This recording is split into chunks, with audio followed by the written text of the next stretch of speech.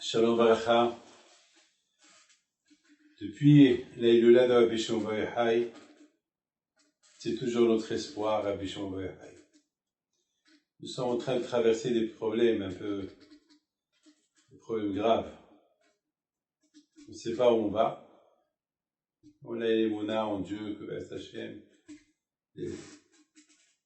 l'ordre va se rétablir, que les choses vont se calmer si Dieu veut. J'avais un doute. Si je fais le cours ce soir, je ne fais pas le cours ce soir, avec tout ce qui se passe aujourd'hui ici en Israël, malheureusement. Et après, je me suis dit non.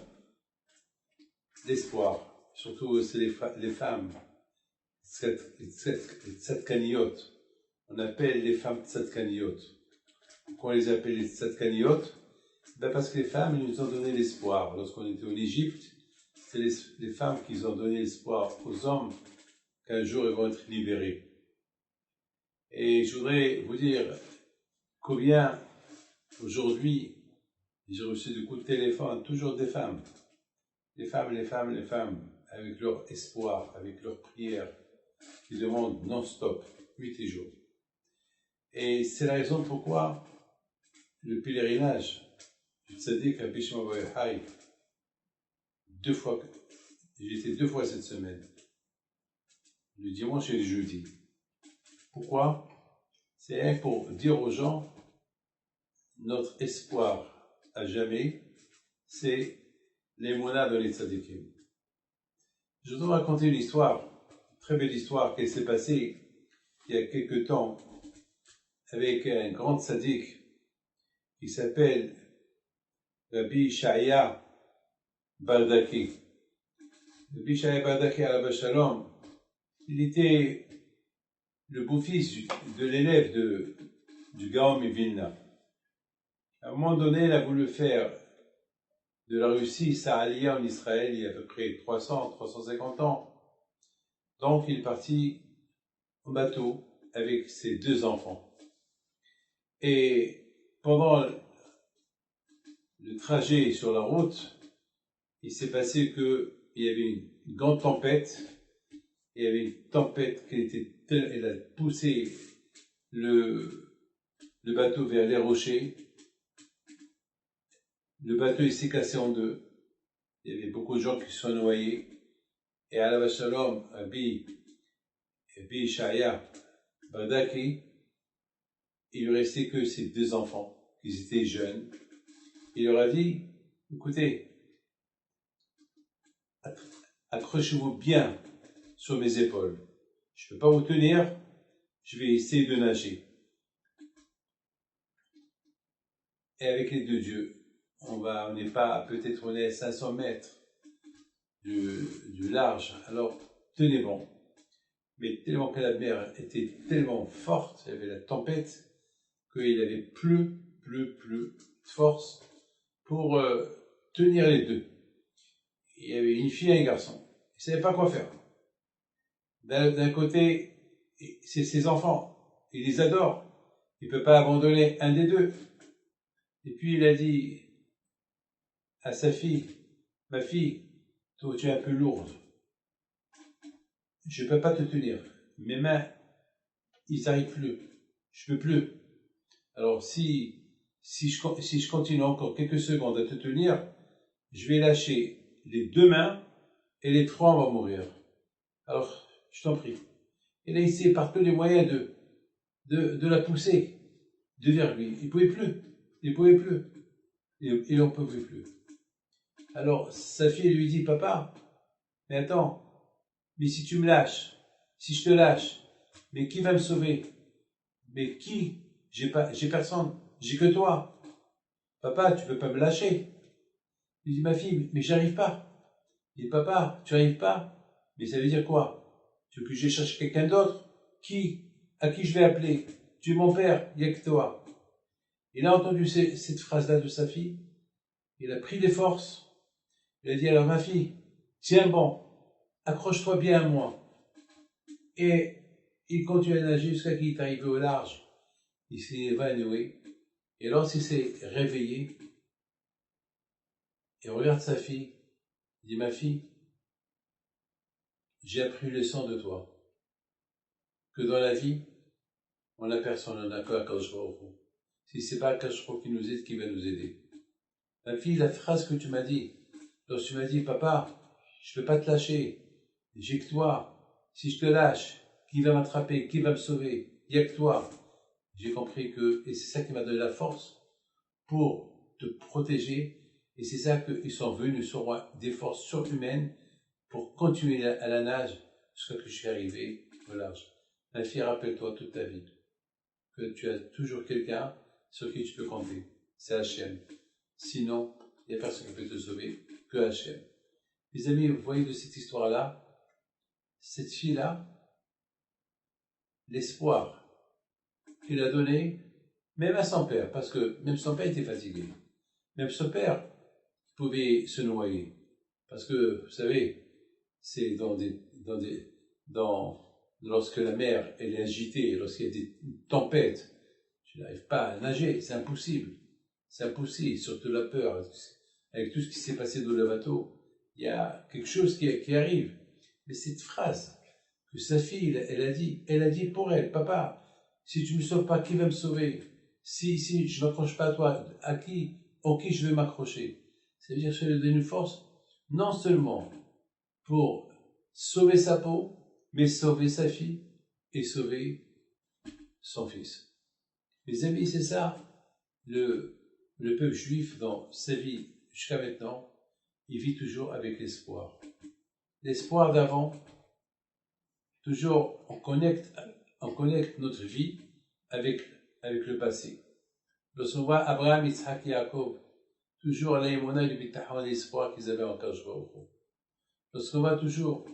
Lorsqu'on voit Abraham Abinu alav shalom, l'aïmona qu'il avait en Kadosh Baruch Hu, Sarah Imenu, tellement que Sarah Imenu, elle avait cette foi en Kadosh Baruch Hu, à tel point lorsque Sarah Imenu, elle disait quelque chose que Abraham Avinu, il avait un peu d'appel pour respecter sa volonté.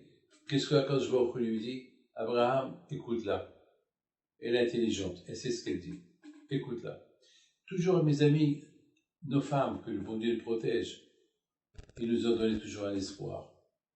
Dans l'aïmouna. Alors, par exemple, beaucoup de fois, je vois les femmes dans les cimetières, lorsqu'ils pèlerinent tzadikim, la façon comment ils prient, la façon comment ils pleurent lorsqu'ils prient devant le tzaddik, ils demandent à Akadosh Baruch Hu des demandes. Ça nous donne l'espoir, ça nous donne quelque chose qu'on ne peut pas imaginer. Ça nous donne l'envie de prier. Bien bête, hein, je vous donne parole d'honneur. Ça nous donne l'envie de prier. Bien sûr, mes amis, la tragédie qui s'est passée la semaine dernière, à Miron, c'était pas facile. Pourquoi?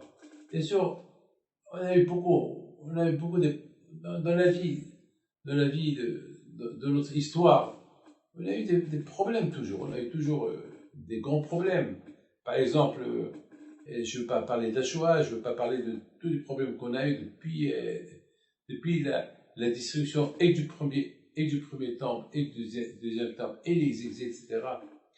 Mais ce qui s'est passé la semaine dernière, c'est un peu émouvant.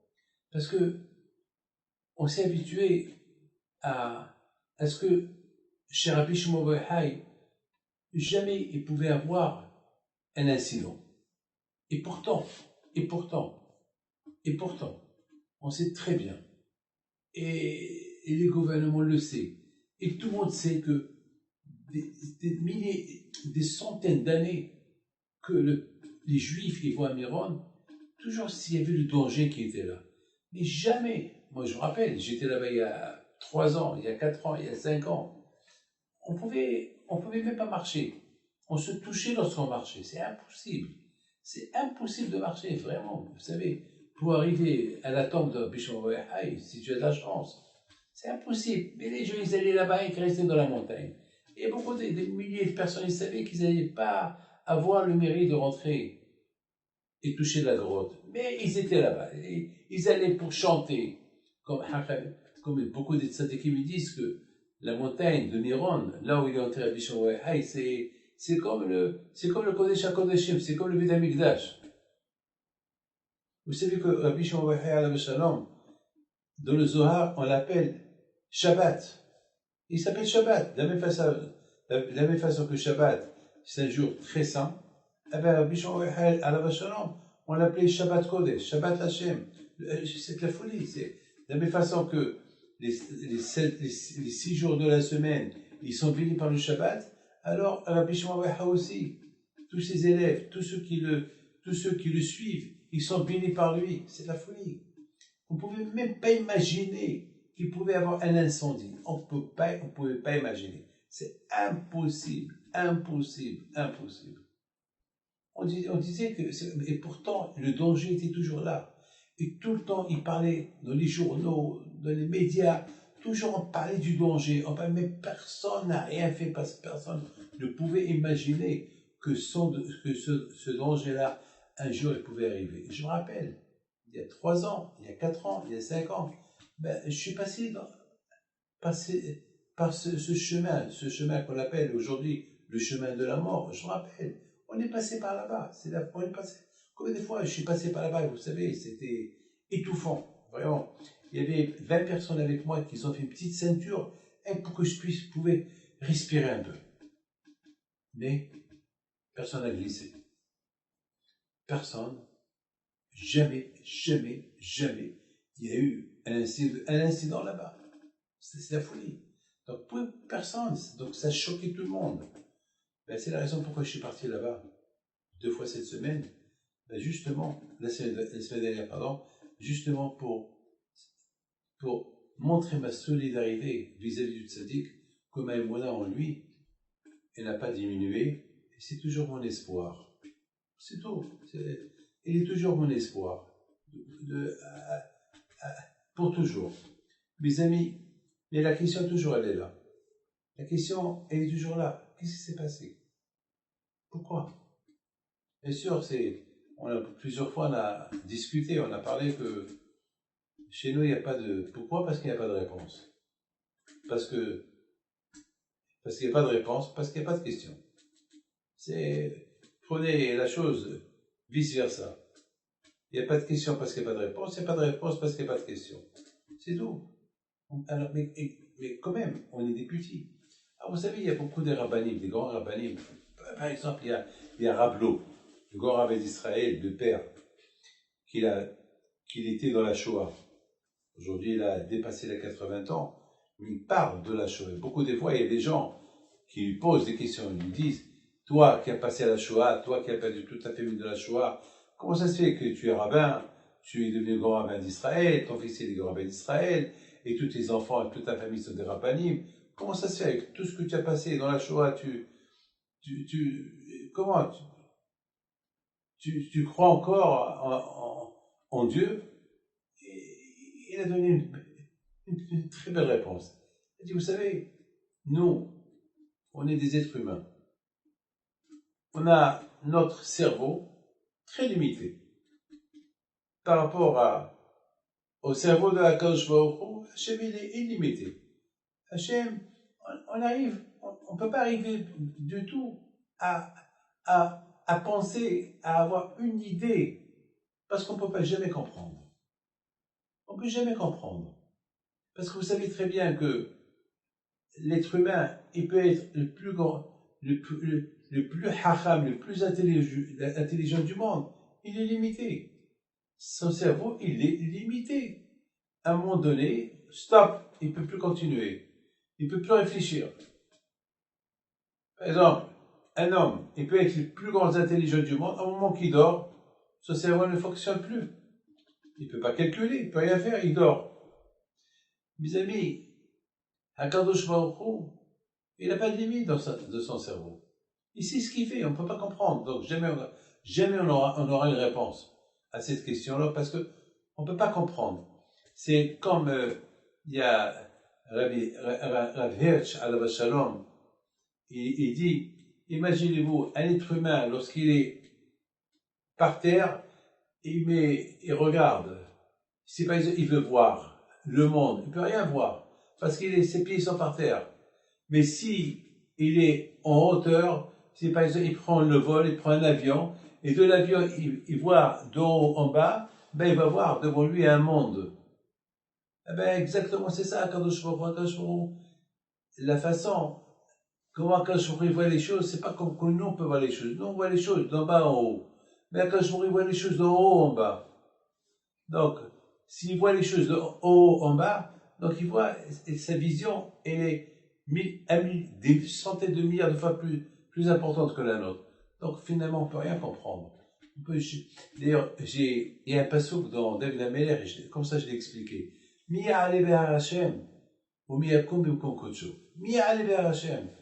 Qui peut monter dans la montagne de Hashem? Personne. Personne. C'est impossible. Mi'a ale be'ar Hashem. C'est qui peut arriver à l'idée, à une pensée de Hakadosh Baruch Hu? Personne. Vous savez, Moshe Rabbeinu alav shalom, il a posé une question à Hachem. Il a dit à Hachem, Hachem, je te pose une question. Il lui dit oui. Il dit pourquoi les Rechaim, ils ont de la chance et les Tzadikim, ils n'ont pas de chance? Pourquoi? Pourquoi? Il lui dit pourquoi Rabbi Akiva? Pourquoi Rabbi Akiva le pauvre, lui qui était un grand Tzadik, pourquoi les Romains l'ont tué comme ça? Quelle est la raison? Pourquoi? Donne la réponse. Et Akadosh Baruch Hu, il dit à Moshe Rabbeinu, Moshe, ta vision, elle est petite. Tu ne pourras jamais me comprendre. Parce que toi, tu vois, hein, selon ta chokma, tu vois, selon ce que tu peux imaginer, voir et comprendre. Mais moi, je sais en détail tout. Je sais tout. Donc, je sais, et même si j'essaie de t'expliquer, tu ne vas rien comprendre. Tu ne peux pas comprendre. Pour comprendre, il faut que tu restes avec moi. Pour que tu comprends, il faut que tu habites avec moi. Il faut que tu ne bouges pas de moi. Mais étant donné que tu habites en bas, donc ta tête, elle est encore en bas, avec le monde matériel. Mais si tu habites ici avec moi, si tu restes ici avec moi, tu auras les choses différemment que... Mais c'est quoi la preuve? C'est quoi la preuve de ce que je suis en train de vous dire? Que c'est comme ça. Ben, mes amis, je voudrais vous dire quelque chose. Vous savez que lorsque vous connaissez tous l'histoire de Yosef Hatzadik, hein? Yosef Hatzadik, il a été vendu par ses frères. Oui ou pas? Tout le monde le sait. Donc, eux, ils l'ont condamné parce qu'ils ont cru que Yosef, il méritait de le vendre. Parce qu'il les a trahis, il les critiquait, etc. Et ils ont décidé que un garçon comme ça, il ne faut pas qu'il reste avec nous. Donc, c'était un peu de la cruauté. Et en plus, parce que Yehuda, il était le roi de la famille, et Yosef, avec les rêves qu'il a rêvés, il est en train de montrer à tout le monde, Yehuda, c'est moi, Yehuda, c'est pas le roi, c'est moi Yosef le roi, parce que d'après mes rêves, vous êtes tous en train de se prosterner devant moi. Étant donné que le roi David et Mashiach, ils vont sortir de Yehuda, donc c'est Yehuda le roi. Donc, ils l'ont condamné. Ils l'ont pas tué, mais ils l'ont vendu. Ils l'ont vendu. C'est une histoire très perturbante. C'est une histoire dure. C'était vraiment, on peut dire que c'est de la cruauté. On n'a jamais entendu des frères qui vendent leurs frères. Attends, et vous connaissez tous l'histoire. L'histoire que ils l'ont vendu. Vous connaissez que Youssef, après, il est devenu esclave, après, il est devenu roi, et après, il y avait la famine, et puis, Yaakov Avinu, il a envoyé ses enfants en Égypte pour acheter à manger, et Youssef, il les a reconnus, et puis il les a enfermés, et puis il les a fait souffrir, il a voulu les tester pour voir est-ce que vraiment ils ont regretté ce qu'ils ont fait Youssef. Et alors, il les a enfermés pendant 3 jours dans la prison. Et je me suis posé une question. Mais Yehuda et ses frères, ils sont très forts. Ils pouvaient détruire toute l'Égypte. Pourquoi ils se sont laissés faire prisonniers. Quelle est la raison? Quelle est la raison? Je comprends pas. Je comprends pas. Ils avaient la possibilité. Vous savez que Yehuda était tellement fort que n'importe quel, même toutes les armements qu'on pouvait jeter sur lui, il pouvait même recevoir des roquettes sur lui, même une bombe atomique, il va pas mourir. Alors, comment Yehuda? Pourquoi Yehuda, il s'est pas révolté? Pourquoi il s'est laissé faire? Pourquoi il s'est fait laisser prisonnier, lui et ses frères? C'était des gens très très forts, très très forts. Vous savez, lorsque Yehuda ou ses frères, lorsqu'ils donnaient un coup par terre, il faisait un trou de quelques mètres par terre. Alors, comment ça se fait? Pourquoi? Ben, vous savez pourquoi? Parce que Yehuda et ses frères, ils sont pas bêtes. Ils ont commencé à réfléchir. Mais pourquoi tout ça s'est arrivé avec nous? Quelle est la raison? C'est vrai, on va faire la guerre. Et on va, ce roi-là d'Égypte, on va le tuer. Ça va. Mais quand même, on a gagné quoi? Si tous ces problèmes, ils arrivent sur nous, c'est que vraiment, on a fait une faute. Et quelle faute on a fait? Ben oui, on a fait une faute. Quelle faute? Ben, quand même, ils auraient dû avoir un peu de pitié sur Youssef. Ils étaient en train de manger, lorsqu'il pleurait, le pauvre. On m'a donné lui un sandwich, donné lui une pita, donné lui un hummus, donné lui une falafel, quelque chose à manger, le pauvre. Vous êtes en train de manger du pain, et vous êtes en train de boire, et vous l'avez jeté dans un puits en train de pleurer. Alors, ils ont commencé à réfléchir, peut-être parce qu'on a été cruel, c'est vrai, on l'a vendu, parce qu'il méritait qu'on le vende. Mais pourquoi on a exagéré? On a exagéré sur la justice, sur le jugement qu'on a jugé. On a exagéré. Et peut-être c'est à cause de ça. C'est la raison pourquoi ils n'ont pas fait la guerre. Parce que, à quoi sert de faire la guerre contre Yosef alors qu'ils ont une faute dans leurs mains? Le contraire. Ils ont profité ces 3 jours-là de faire un bilan de conscience. De voir. Mes amis, beaucoup de fois, l'homme, il n'est pas assez intelligent s'il ne réfléchit pas. Beaucoup de fois, il faut réfléchir. Parfois, tu peux réfléchir et tu trouves des raisons. Et beaucoup de fois, tu peux réfléchir et tu ne trouves pas des raisons, alors il faut aller chez quelqu'un qui t'aide à trouver une raison. C'est tout. Mes amis, le fait qu'ils sont restés pendant 3 jours, emprisonnés, et ils ne se sont pas défendus pour se libérer et détruire l'Égypte, c'est que ils se sont donné un laps de temps d'espoir pour trouver la raison pourquoi ils souffrent. Vous avez quelqu'un qui souffre. Il y a une raison. Vous croyez qu'Hachem n'a rien à faire souffrir les gens? Il fait tout. Vous savez, mes amis, c'est comme ça. Il faut penser comme ça. Ce qui s'est passé à Méron, c'est à réfléchir. C'est pas le moment d'accuser qui, celui-là ou celui-là. Écoutez, ça fait des milliers d'années qu'on marchait par là-bas, jamais rien n'est arrivé. Sauf il y avait une fois, il y avait là-bas un tremblement de terre à Méron, mais en général, jamais, il n'y avait pas d'incident, jamais.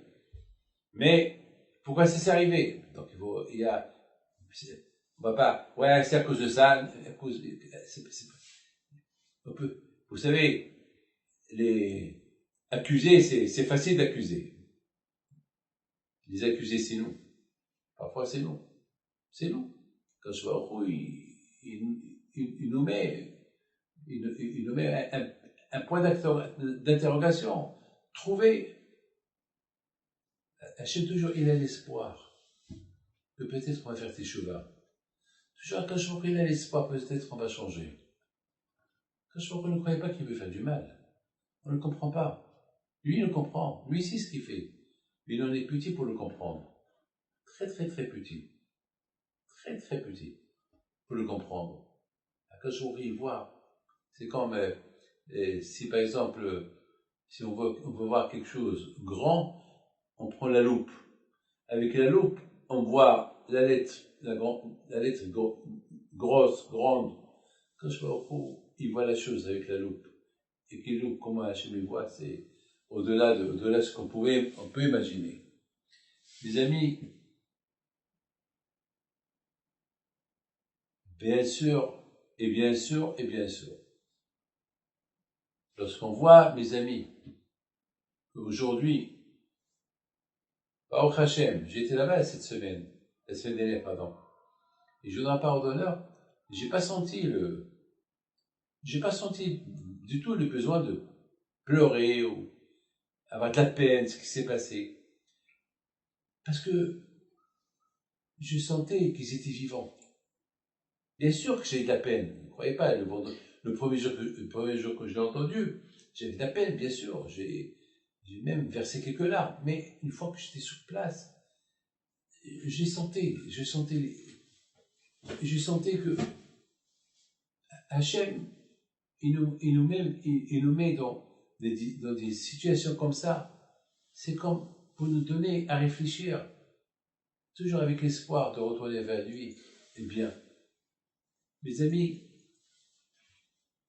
on est tous dans le même bain. Lorsque c'est écrit chez Hachamim, lorsqu'un il a un problème, tout le monde doit sentir le problème, comme si c'est son problème.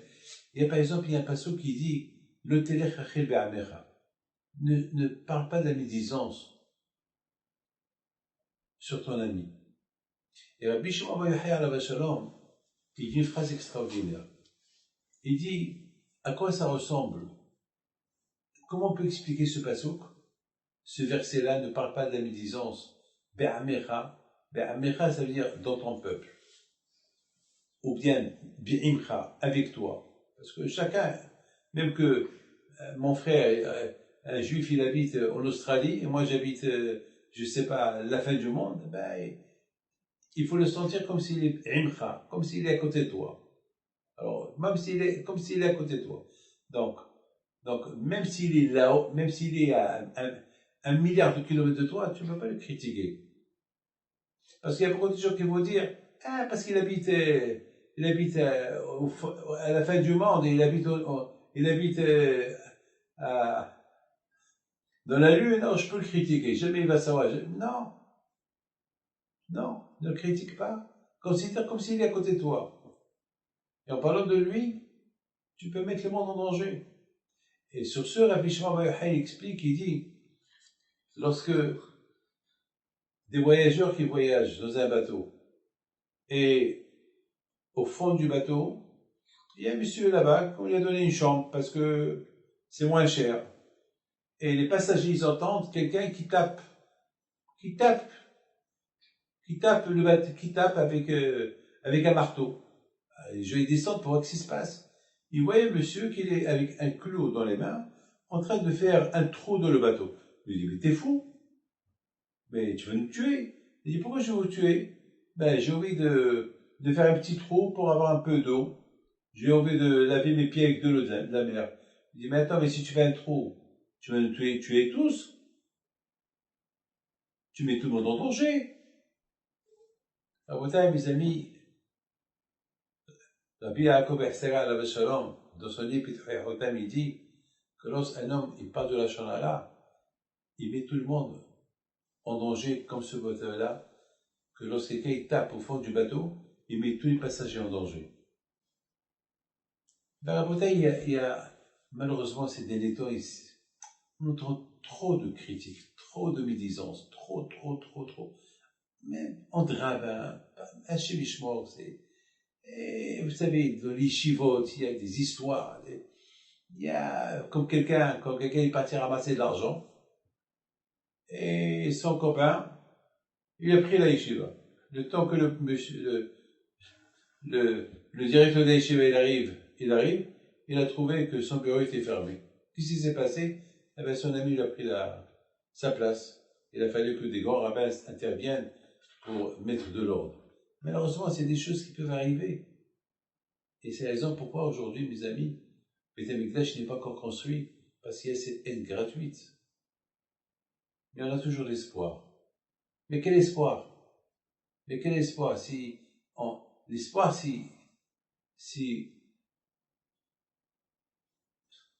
on fait des chouva, L'espoir, si on répare. Mais si on répare pas, quel espoir? Beaucoup des fois, j'ai vu des gens qui chantent Anima Amin. Je me rappelle, Ani, ça veut dire je crois en Mashiach, Anima Amin. Et je sais qu'il est en train de divorcer sa femme, et non seulement ça, il est en train de la faire souffrir, le martyr. Il veut tout lui prendre, alors que c'est elle qui avait l'argent, c'est elle qui avait tout, et lui il est venu, il n'avait rien du tout, il n'avait rien du tout, et ils n'ont pas d'enfant, et il veut tout lui prendre. Et je le voyais chanter Anima Amin, et j'ai pris de côté, je lui dis, toi tu chantes Anima Amin, toi tu crois en Mashiach, toi tu crois en Dieu, avec ce que tu es en train de faire à ta femme, tu lui voles son argent, tu lui voles tout, tu la fais souffrir, tu vas le rendre malade, tu ne veux pas lui donner le guet, rien du tout. Tu es venu zéro, avec zéro, rien du tout, et tu dis Anima Amin, et toi tu dis tu crois, mais t'es fou. Et tu sais, regarde-toi, je lui dis, réfléchis un peu. Ah non, non, non, je dis non, non, quoi? Mais réfléchis, ouvre tes yeux, ouvre ta tête. Mes amis, c'est l'espoir. Ben, mes amis, l'espoir, vous savez c'est quoi l'espoir? L'espoir, si j'ai fait une bonne teshuva, là je peux avoir l'espoir. Mes amis, écoutez-moi, quelqu'un qui veut voyager, qui veut prendre l'avion, et il sait pas quand l'avion il va arriver. Eh ben, il est chez lui, il espère que il va prendre l'avion. Mais attends, à quoi ça que tu espères si tu es à la maison? Va à l'aéroport. Là-bas, si l'avion il arrive, alors moi tu le prends. Mais si tu espères que l'avion il va arriver, et toi tu es chez toi à la maison, et toi qu'il arrive, et toi tu vas à l'aéroport, l'avion il est reparti. C'est quoi cette espérance-là? Les amis, l'espoir, on peut uniquement avoir l'espoir lorsque l'être humain, Béhémet, il a fait une prise de conscience vis-à-vis de la Kadosh Baruch Hu, on peut espérer. Moi, j'espère, Be'ezat Hashem, que je verrai Mashiach. J'espère, la première question qu'on demande à l'être humain après 120 ans dans le ciel, est-ce que tu as espéré voir Mashiach? C'est Pita Legoula. Tout le monde en espère. Mais est-ce qu'on fait quelque chose? C'est le problème. Et tout le monde espère. Ça n'existe pas un homme qui n'espère pas. Tout le monde, demande à quiconque. Il va dire, bien sûr, je crois. C'est bien sûr, tout le monde croit en Mashiach. Mais c'est bien. Mais espérer,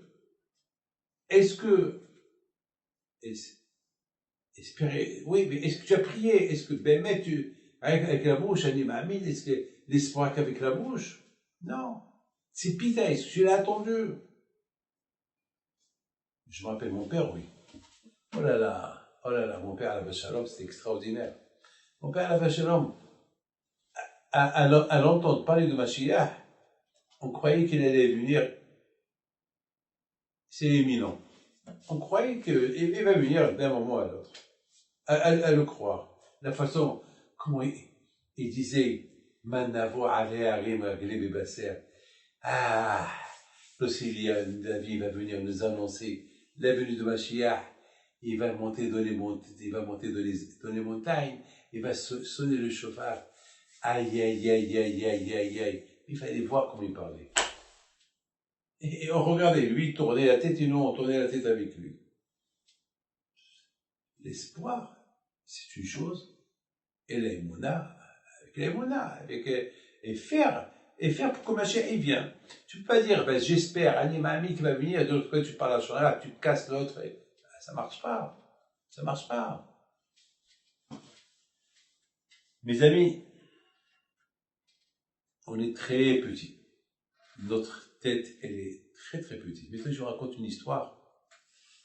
Elle va être vous savez, c'est une histoire qui est extraordinaire. Vous savez, j'ai encore un peu de temps parce que je dois aller acheter ma Marachot tout à l'heure. Mais il y avait quelqu'un à l'époque qui n'avait pas d'argent pour marier sa fille. Aujourd'hui, ça devient à la mode, les gens, ils vont ramasser l'argent pour faire le mariage. Ça marche bien. Celui qui veut marier, hein, que Dieu fasse qu'il n'aura pas besoin, mais aujourd'hui, malheureusement, c'est comme ça. C'est une grande mitzvah d'aider ceux qui sont dans le besoin pour marier quelqu'un. Donc il y avait quelqu'un de pauvre il devait marier sa fille, il n'a pas d'argent, parce qu'il n'a pas, il est parti en Amérique, ouais, parce qu'il y avait beaucoup des rabbins, chacun il passe pour ramasser, donc le pauvre, finalement, même pour payer son billet, il n'a pas réussi à payer son billet. Il y avait trop de mendiants, trop de gens qui ramassaient. Là. Vous savez, les gens, lorsqu'ils vont en Amérique ramasser de l'argent, ils croient qu'en allant en Amérique, ils vont faire là-bas plein d'argent. Et il faut avoir le mazal. Alors, le pauvre, il y avait là-bas un rabbin, il habite en Australie. Ce rabbin-là, il était là. Il lui dit, ça fait de la peine, ça fait une semaine que je suis là, et ça fait une semaine que je te vois venir ramasser de l'argent, et j'ai vu que vraiment, tu n'as rien à ramasser. Tu sais quoi? Viens avec moi en Australie. Moi, je suis le rabbin de... Viens avec moi. Et si Dieu va, je vais t'aider. Je ne sais pas, mais au moins, c'est sûr, je vais t'aider. Peut-être je vais te ramasser 20 000 dollars, peut-être. Je lui dis 20 000 dollars, mais je n'ai pas d'argent pour aller en Australie. Et écoute-moi, moi je vais te payer le billet. Viens avec moi. Bon, ils sont partis à l'aéroport. Et voilà, vous savez, maintenant il y a un problème. Il faut, lorsque vous êtes en Amérique, pour passer à la sécurité, il faut les chaussures, la veste.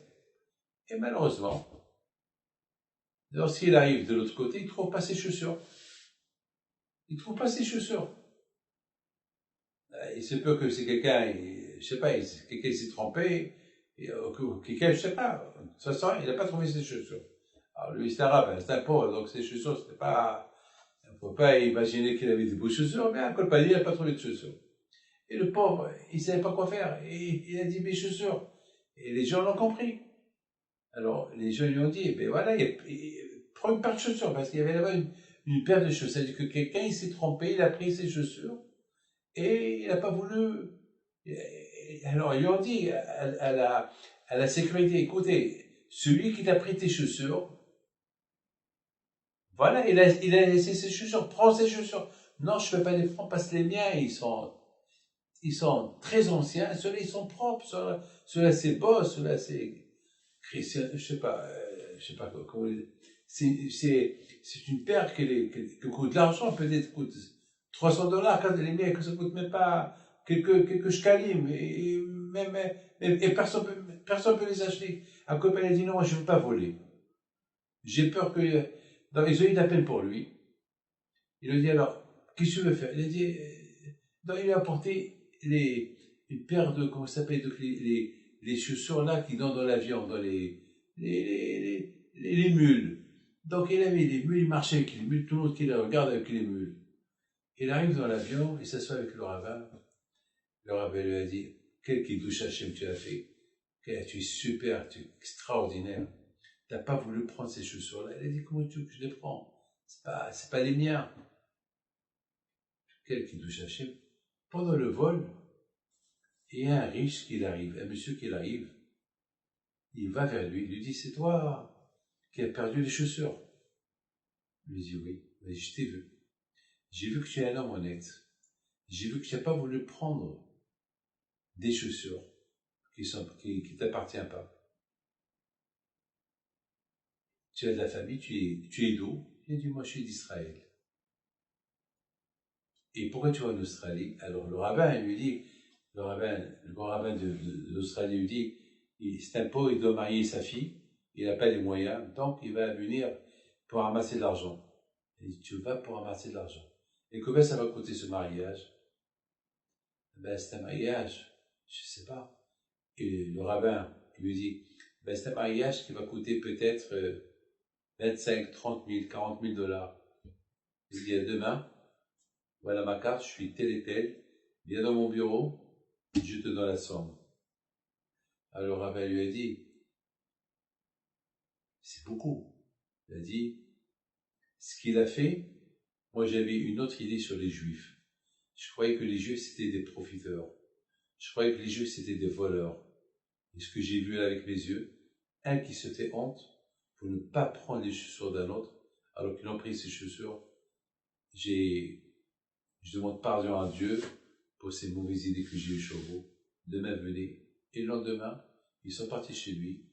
Non seulement qu'il a reçu le chèque, mais le riche, il a donné une voiture avec un chauffeur pour qu'il se promène avec lui un peu en Australie. Mes amis, c'est ça ce qu'on appelle la imuna et le bitachon dans Akadosh Baruch Hu. Regardez, beaucoup de fois, on voit un mal, que de ce mal, il sort un bien. Regarde ce monsieur-là. Il va en Amérique pour ramasser de l'argent. Il n'a pas réussi à ramasser de l'argent. Le pauvre, il devait dire, pourquoi le bon Dieu, tu me fais ça? Pourquoi tu me donnes, pourquoi tu me donnes des filles? Et c'est, chaque fois, tu me donnes des filles, et j'ai pas d'argent pour les marier, et pourquoi? Et Akadosh Baruch Hu, il lui a envoyé quelqu'un. Il y a toujours les moyens d'espoir à Akadosh Baruch Hu. Akadosh Baruch Hu, il a porté un rabbin, il dit, viens avec moi. Akadosh Baruch Hu, il a fait il perd ses chaussures. Alors, il aurait pu dire aussi, le bon Dieu, pourquoi j'ai perdu mes chaussures? Déjà, j'ai pas d'argent. Comment je vais voyager? Comment je vais aller chez les gens ramasser de l'argent? Avec des mules? Comment? Il n'a rien fait. Il a dit, c'est la Shamaïm, c'est Akadosh Baruch Hu qui a voulu. Et le frère, beaucoup de fois, lorsqu'on accepte les choses, et on dit, c'est Hachem qui a voulu, on ne se pose pas de questions, et on accepte les choses, eh ben, de ce mal-là où on se trouve, il y a quelque chose qui se prépare que nous, on ne voit pas. Est-ce que nous, dans toute cette histoire-là, que je vous ai racontée, est-ce qu'on a vu ce riche Australien arriver, donner 50 000 $? Est-ce qu'on pouvait imaginer une minute dans cette histoire c'est impossible.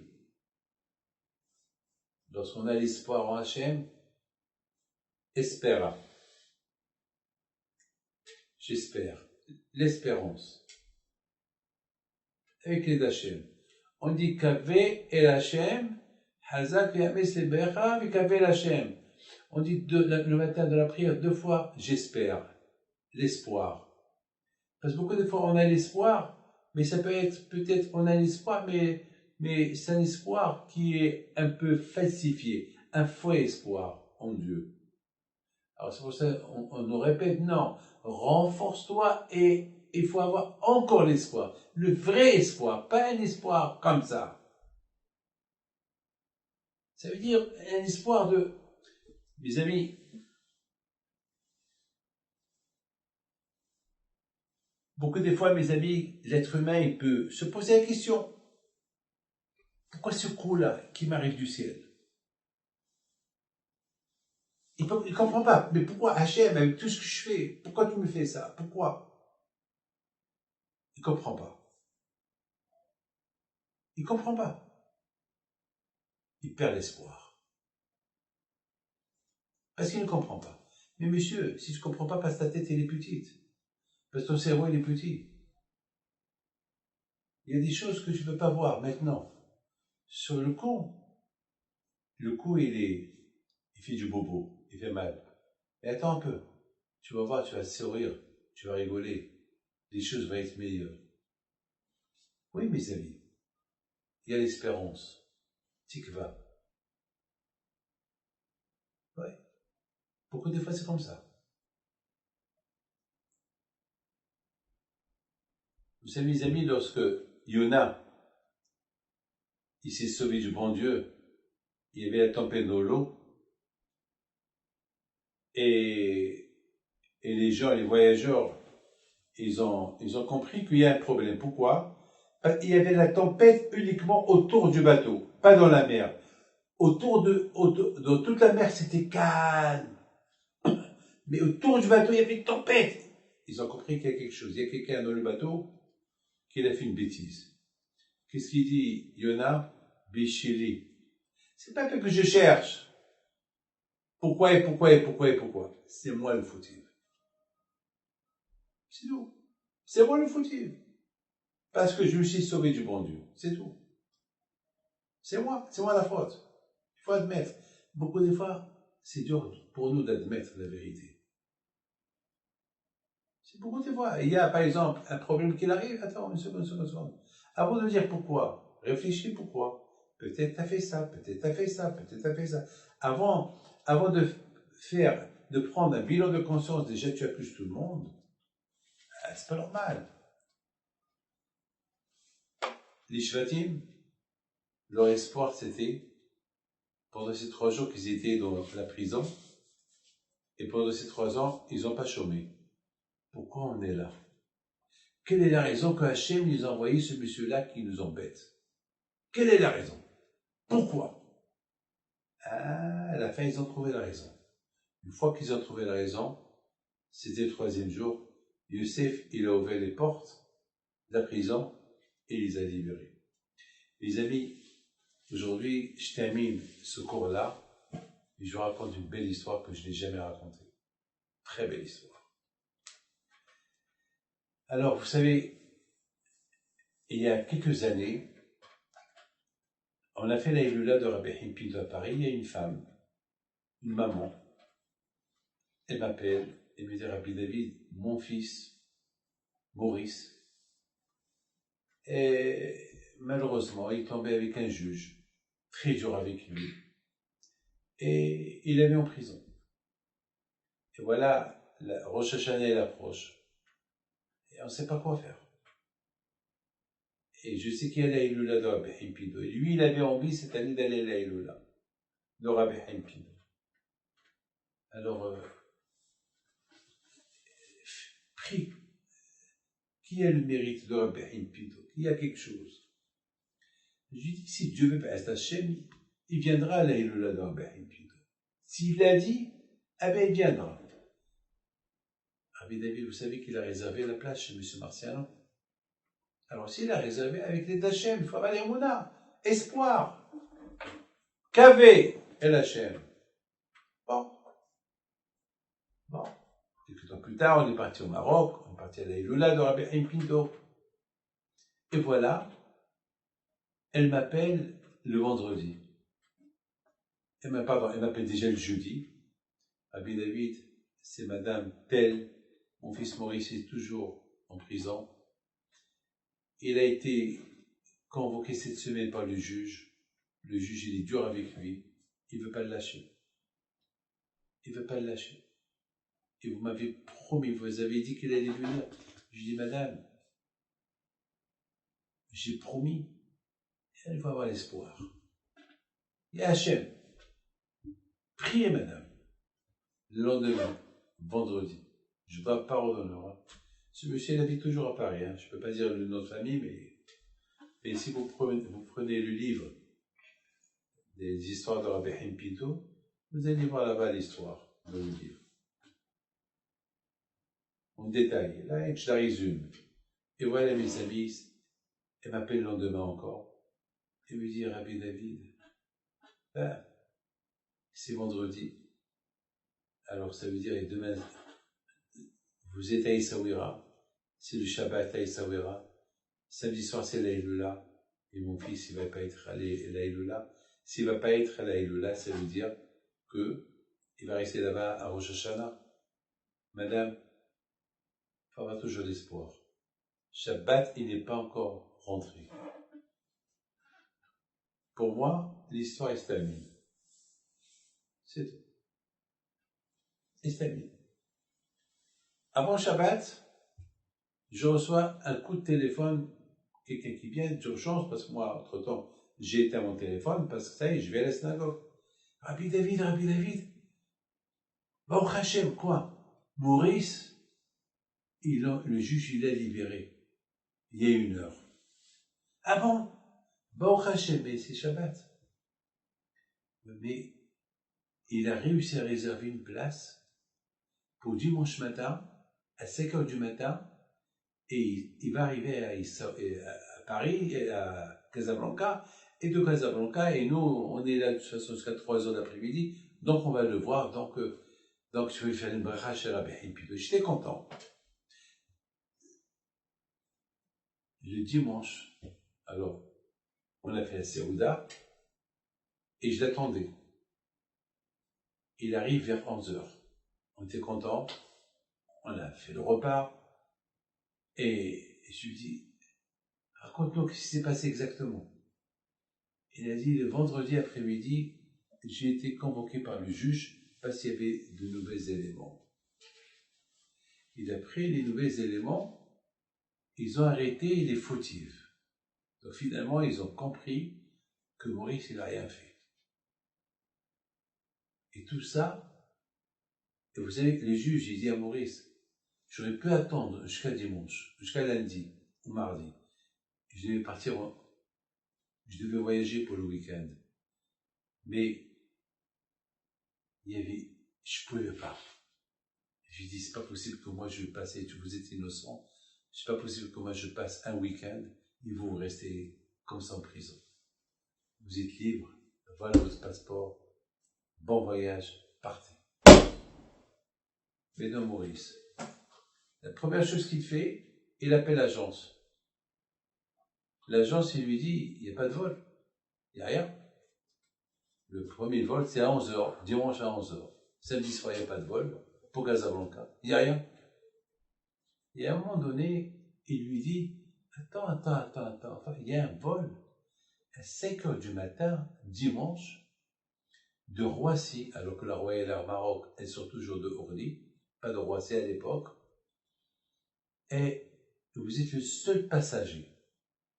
Parce que c'est un avion, c'est bizarre, il n'y a pas de passager. Vous êtes le seul. Il a réservé. Dimanche matin, il se réveille à 3h du matin, il va à l'aéroport, il arrive, il est là-bas à 4h du matin, il va partout, il n'y a pas de vol, il n'y a pas de Royal Air Maroc, il n'y a rien. Mais attends, mais j'ai le billet, je ne sais pas, il n'y a pas de vol, il n'y a rien d'ici. Il n'a rien compris. Alors il est parti à gauche, à droite. À un moment donné,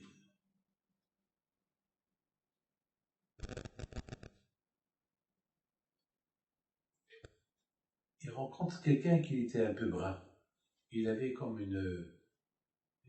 Royal Air Maroc. Il va vers lui et dit, monsieur, je vous en prie, aidez-moi. J'ai un billet, je dois partir à Casablanca. Mais il n'y a rien, voilà mon billet. Je ne comprends plus. Et monsieur, il regarde. Il dit, vous savez, c'est vrai, il y a ce vol, mais il doit partir vite. Je ne comprends pas comment on vous a donné une place pour voyager avec ce vol. C'est impossible. Parce que moi, je dois être dans ce vol-là. Je ne comprends pas. Tout de suite, il est rentré dans un bureau. Il a cherché dans l'ordinateur. Vous voyez, il n'y a pas de Royal Air Maroc. Il n'y a rien. C'est un vol qui est arrivé hier. Il est venu plein. Il doit repartir vite. J'ai un problème avec vous. Parce que je n'ai pas le droit de vous prendre. Alors, il faut que j'appelle. Je vous en prie. Je dois me rendre au Maroc. Voilà, on m'a donné un billet. Je ne comprends pas. Qui vous a donné ce billet-là? Ce volet, il ne devait pas être dans l'ordinateur. Donc, il a appelé. Il a discuté. Ils lui ont donné la permission de monter. Il a pris une photo de l'avion. Il était seul dans l'avion. Le pilote lui a dit, voilà, choisis d'acheter ce que tu veux. Une chose, il faut savoir, il n'y a pas de repas. Du café, il y a un gogo, mais il n'y a pas de repas. Voilà la bataille. L'espoir, il a dit comme ça. Il m'a dit, Rabbi David, pendant 2 semaines, tout le temps que j'étais en prison, mon espoir, c'était aller pèleriner à Pito. C'était mon espoir. Même si on m'aurait dit, va pèleriner, retourne en Antole, j'aurais accepté. Je voulais pèleriner.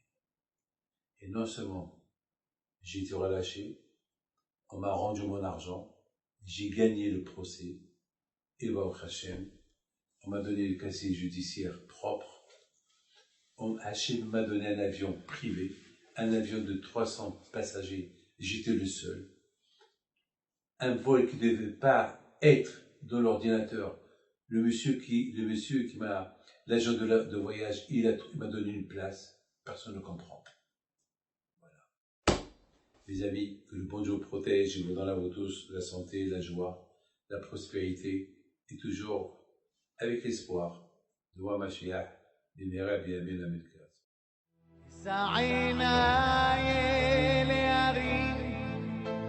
מאין יבוא עזרי מעם אדוני עושה שמים